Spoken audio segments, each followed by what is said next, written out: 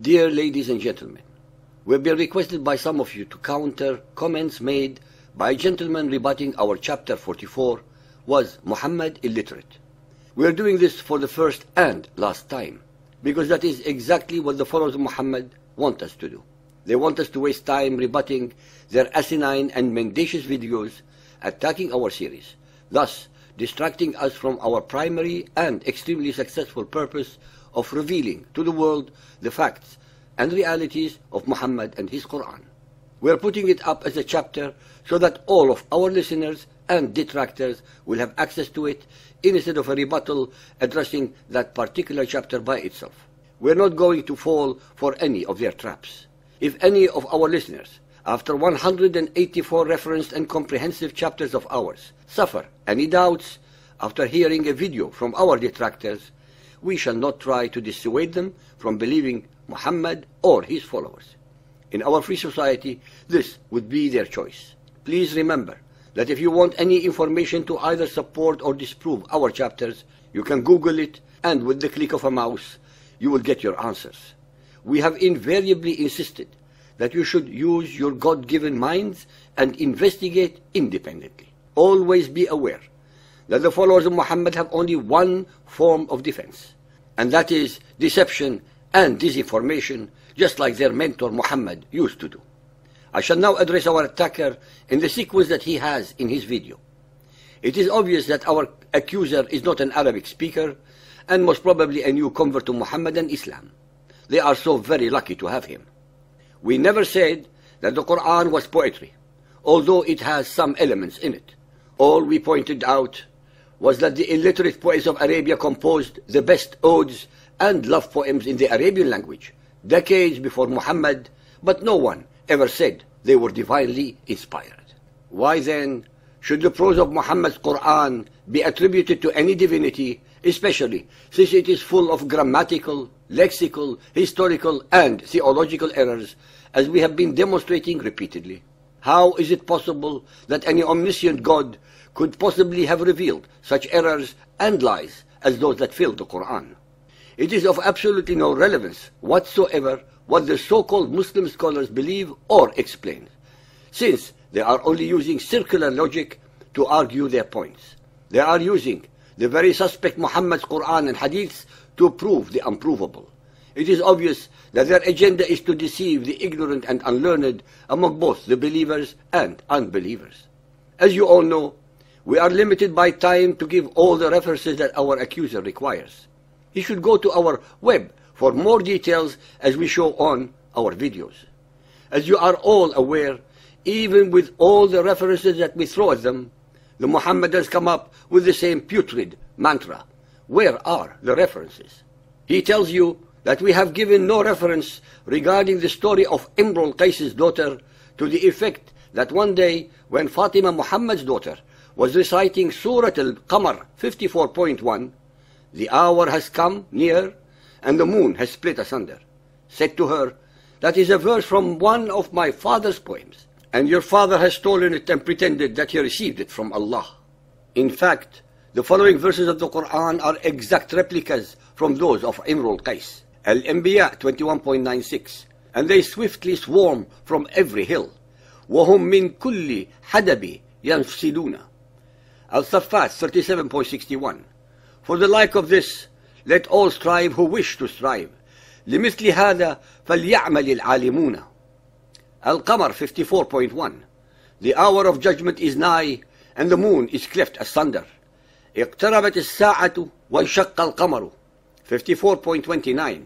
And he took a sword and he hamstrung her. فتعاطى فعقر 54.31. And they became like the dry stubble. فكانوا كهاشم المحتضر 54.46. And the hour will be most grievous and most bitter. والساعة أدهى وأمر. Al-Duha 93.1. By the glorious morning light and by the night when it is still. وَالضُّحَى وَاللَّيْلِ إِذَا سَجَى. For those who are still in doubt, please go to New World Encyclopedia and search for Imrul Qais and read the poem in Arabic. In this connection, W. Sinclair Tisdall elaborates in his book, The Origins of the Quran, page 236, The connection between the poetry of Imrul Qais and the Quran is so obvious that the Muslims cannot but hold that they existed with the latter in the heavenly table for all eternity. What then will he answer?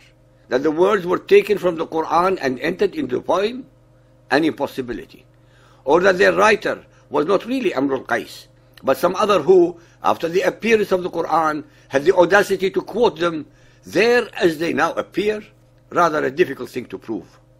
In fact, the name Allah is found in the Mu'allaqat as well as in the Diwan of the poet Labid. So when the Muhammadans claim the Quran to be the words of Allah, do they mean Allah copied the Quranic verses from Imrul Qais or Labid? Why did Muhammad at his deathbed ask for a pen and paper if he only wanted his companions to write his instructions? He said, "Give me a pen and paper to write." Or was he in the habit of asking his companions for a pen and paper every time he had one of his thousands of alleged revelations? Men of power, whether literate or not, have secretaries or scribes to write their letters, speeches, contracts, or peace agreements. They don't ask them to get pen and paper to do so. Furthermore, no human being can know another human being thoroughly. Traitors, serial rapists or murderers, and suicide bombers are people who look like us, eat and drink with us, go to school, church or mosque with us, pray and play with us.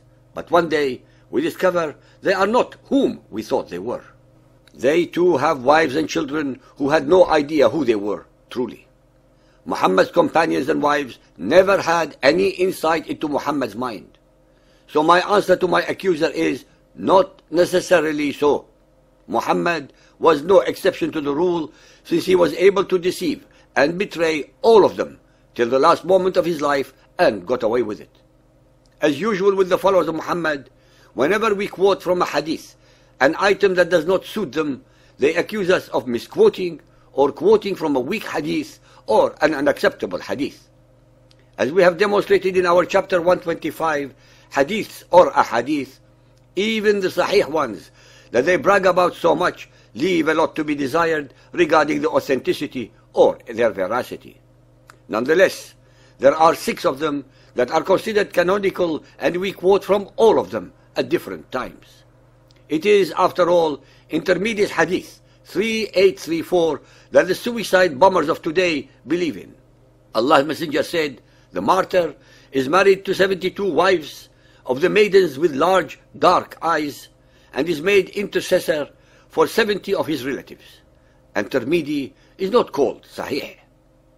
In our chapter 17, Predestination in the Quran, it is crystal clear from the Arabic of the Quran and Hadiths what it means. For our adversary to tell us what the Muhammadan scholars think or assert is totally irrelevant to the facts. It is obvious that they would do their worst to disentangle themselves from the Quranic verses that assert Allah's role in predestination. They have to, since the corollary is simple.